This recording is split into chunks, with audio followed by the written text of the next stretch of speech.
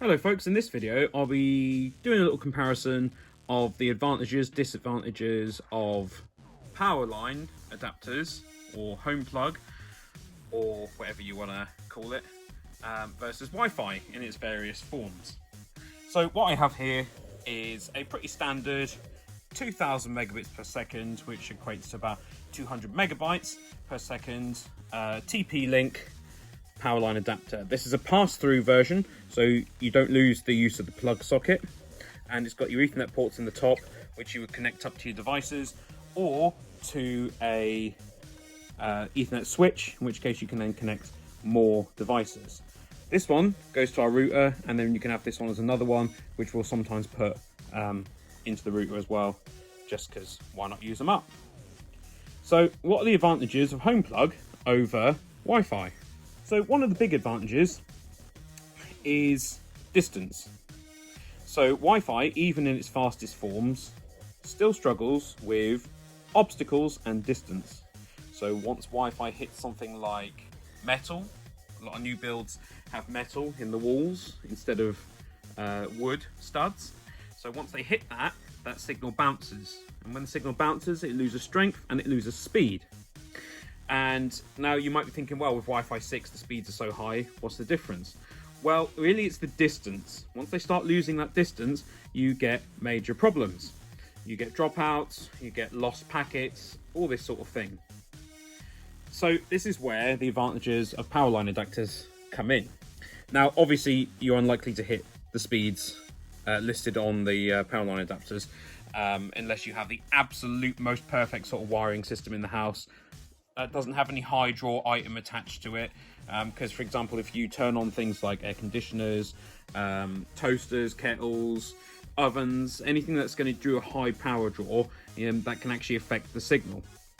So out of a 2000 megabits per second thing here, we probably actually get about 85 megabytes transfer speed. But when you consider that 4K Netflix only requires 15 megabytes per second, you come to realize that actually you could do most of your house with Powerline adapters and actually still have pretty good experience. So Powerline adapters sound great, am I right?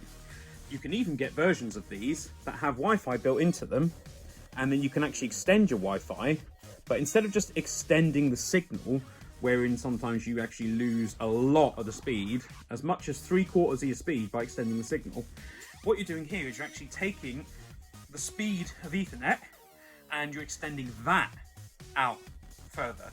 So what you're actually doing is you're losing very little speed when compared with extending Wi-Fi directly. So Powerline adapters, brilliant, right? Case closed, job done. Get a few of these and you're set. Well, not quite, because there are a couple of downsides to these.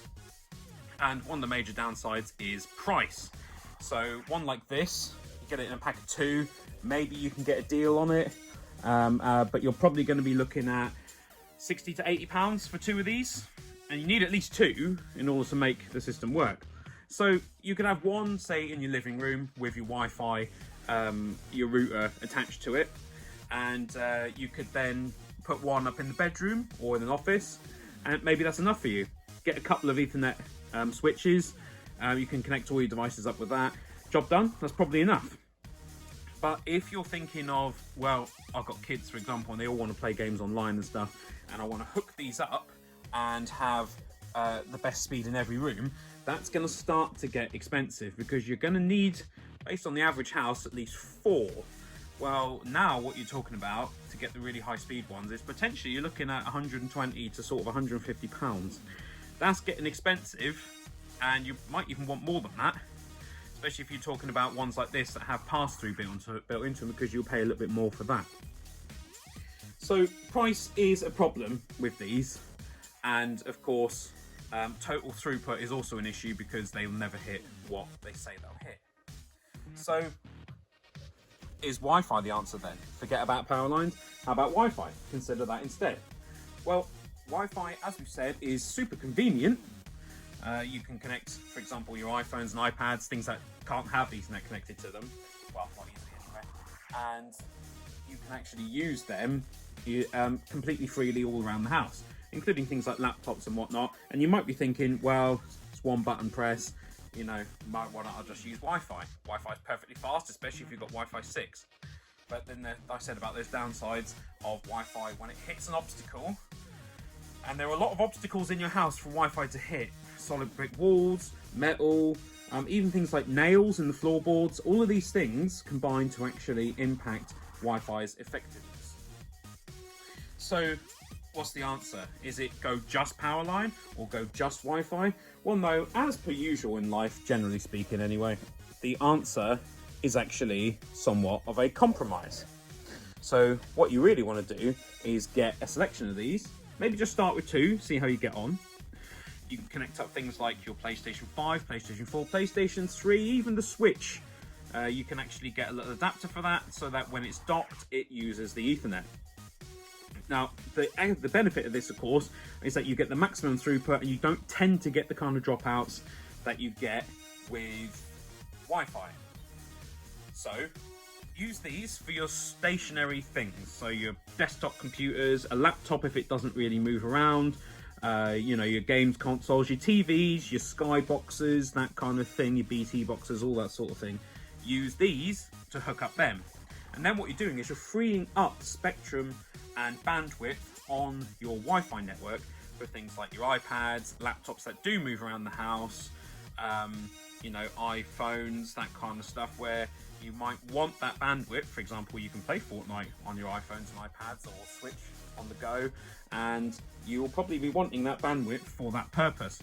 So yeah, okay, you want both really. So I can highly recommend, I know the video is Homeplug versus Wi-Fi, but as is generally the case in society and life, what you want is a compromise. So have both. Like I said, hook up your stationary things to your Homeplug. Start with 2, see how you get on. Maybe get one like this and get one that's a Wi-Fi range extender. Stick that at the back of the house. For example, if you spend a lot of time in the garden on your Switch, you're going to want to extend that Wi-Fi signal and extend it without degrading it very much. So have both. Have them doing their things correctly for the devices that they should be, and you will have the best of both worlds. You'll have to pay slightly more, of course. Routers tend to come free with ISPs, but it is definitely worth it to have both set up at once. Take it from me, as someone who consumes a lot of 4K content, uploads YouTube videos, plays a lot of games and stuff, you really want the combination of both. And most devices have an Ethernet port on them anyway. And these days, those Ethernet ports can be pretty quick, especially if you're in a newer build property with better sort of electronics and better shielding on the cables, that sort of thing. So have both. There we go. And that's the video on Homeplug versus Wi-Fi. Turns out they should just be friends, get along, and happy days. We're all a lot better off. So I hope you found this video useful. If you did, please remember to give me a like. There's my thumbs up there. Leave me a little comment. Subscribe to my channel. Share this video out widely among your friends and family and whatnot on social media. And feel free to check out my Patreon if you really like my videos. I want to say thank you very much for watching up to this point, if indeed you have. And I hope you have a brilliant day.